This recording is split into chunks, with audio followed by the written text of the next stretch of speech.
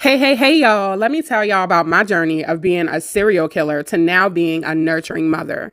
Serial plant killer and nurturing plant mom, that is. My earliest memory of me gardening is when I was somewhere between 5 and 8 years old.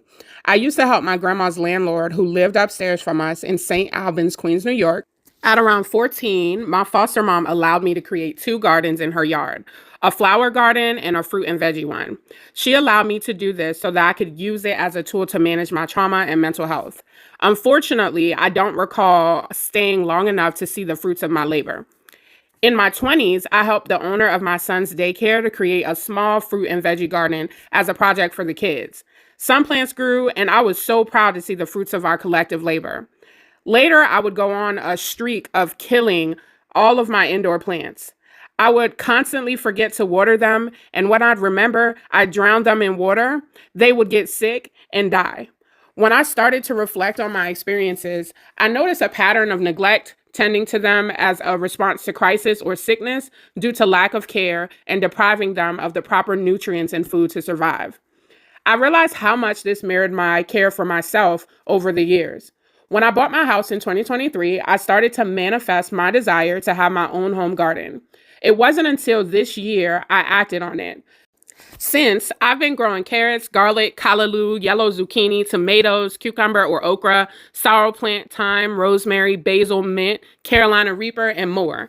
Shout out to my Jamaican honorary auntie for helping me get started with some of my baby callaloo, tomatoes, and yellow zucchini. I kept them alive and I nurtured them, and now they are growing fruits and veggies.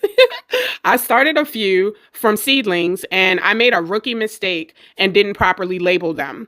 Now I'm playing a guessing game with some. LOL.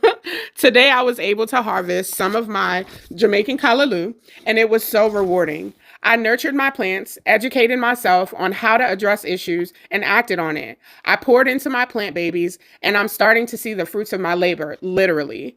Unlike life, when you pour into your garden, there's a much higher probability that you'll see the fruits of your labor and get your return on investment. However, like life, storms will come, things will try to destroy it, and if you don't nurture it, it will have less of a likelihood of growing. Sometimes things happen for the good and the betterment of your garden, like the rain that comes with the storms, which is holy water for your garden, or the spiders and snakes that kill off the harmful insects.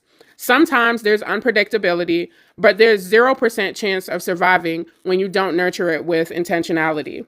And I'm not